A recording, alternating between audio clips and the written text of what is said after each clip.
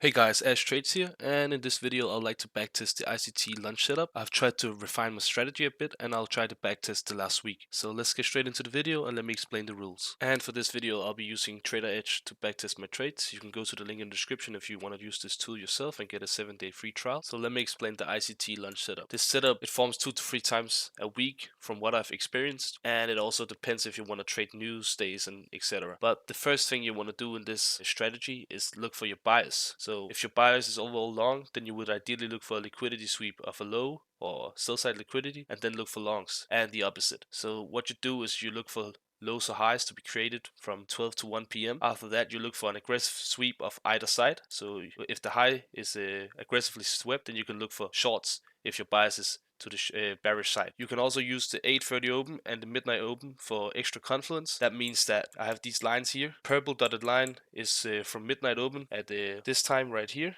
So when price opens here, this is the midnight open, and you can use this as a confluence. So if price, for example, goes under this line, then you would ideally look for longs, and if price goes above this line, then you would ideally look for shorts. And the same with the 8:30 open. You can also use open range gaps, but I don't want to do this. It is backtest because I'll be drawing too much and it'll be too confusing also for me. And then I look for long hanging fruit as a target. Liquidity, ideally a 2R trade, that's the best, but if it's lower and you feel like the trade is good, then you should take it. And then you enter off a 1, 2, 3 or 5 minute fair value gap or order block after a break of structure, and the break of structure can happen on the 1, 2, 3 and 5 minute time frame as well. I hope this was enough. Let's get into the video and look for our bias and then see what happens from 12 to 1 on Monday the 10th of July. So now we are at 12 p.m. open. Let's see what price does. But before this, let's try and find our bias for this week. So we start off on the weekly time frame, and as you can see right here, we have this gap here we have been targeting for a while. You should just ignore this candle. It's from this week. It has already been printed, but before this, price was down here. So just ignore that we're already up here, but this is our target. And the reason why this is our target is because we filled this fair value gap right here, and price went up down into this order block, and our next target of liquidity is this gap here. And ICT also said so. So if you watch him, it can also give you a bit of a confluence to where Marcus is drawn to. So ideally, this week we would like to look for longs until this gap here is filled. So let's just keep this on our chart so we can see where the gap is. And let's drop down to the daily. And on the daily, we can see we went down here, filled these fair value gaps or order blocks over here. So likely we'll go higher in my opinion. And on the hourly, we swept liquidity. On the downside, the London session, I would look for longs as well again. But we also have this fair value gap over here. But I think market is likely drawn to this gap up here. So I would only look for long setups on this day. So let's see what market did in this 12 to 1 p.m. time where the lunch lower high is created. And the first thing we can see is that we went down to the New York midnight open. It's the purple dotted line right here.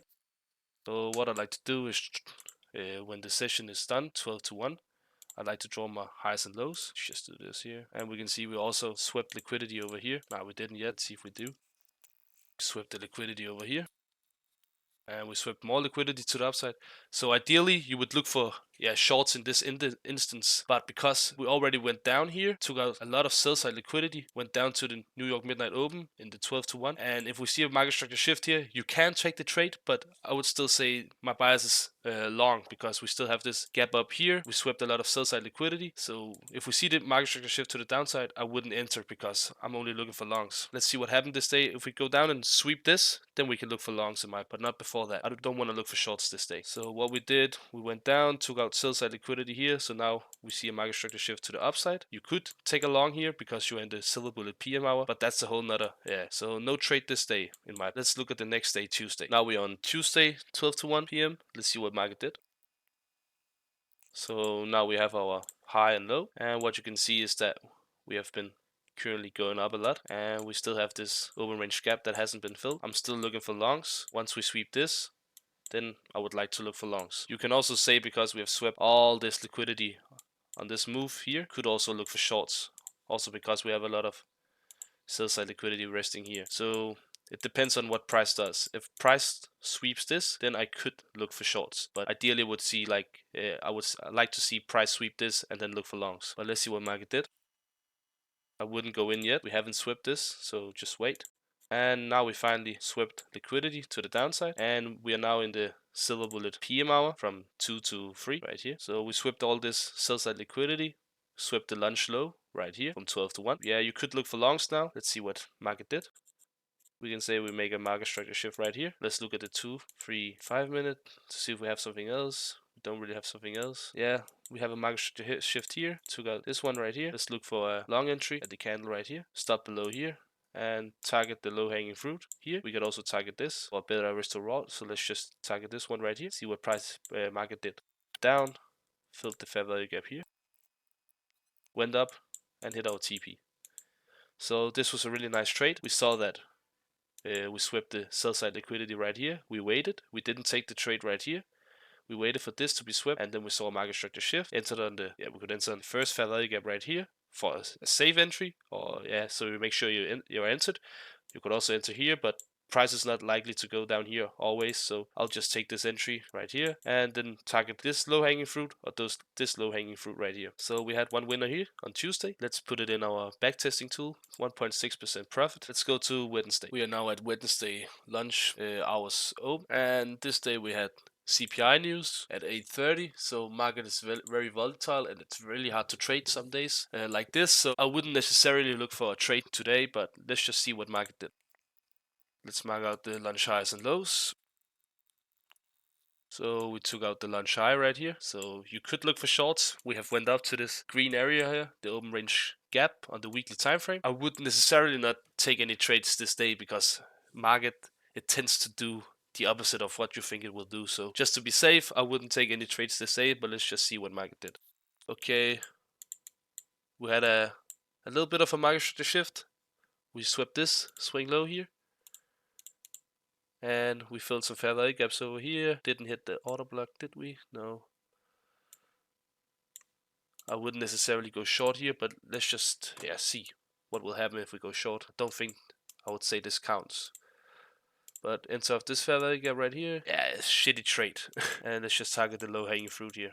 Yeah, we lost. But I wouldn't say this counts because it's CPI day, and I just wouldn't trade because market, it tends to do whatever it wants to do. Doesn't really follow the logic that these trading setups sometimes has. A losing day if you traded this day, so don't trade heavy news days. Let's go to Thursday. So now we're on Thursday lunch hour, and we also had news this day. We had PPI news at 8:30 as well. So market is also a little bit hard to trade this day, but it's not as hard as CPI in my opinion. So we could look for trades this day. So let's see what happened in the lunch hour. Let's mark out the highs and lows. We are currently still in an uptrend, and we have been that all week, and we have slowly filled like 50% of this gap here. Yeah, we filled almost 50% now. So I would say you can look for shorts as well now if we see this high get swept. But let's see what market did afterwards. So we sweep the lunch low right here. So now we'll look for longs. We haven't seen a market structure shift yet, and we see it right here. Let's just enter of the first fair value gap right here, stop below the low, and we don't really have targets, so you can just put it to a 1-to-1 or I don't know what this is. This is not good enough. A 1-to-1 right here or a 2-to-1. Let's just put it to a 2-to-1 and see what market did. So we would have hit the 1-to-1 here. You would have taken some partials right here. Let's see if we hit the 2.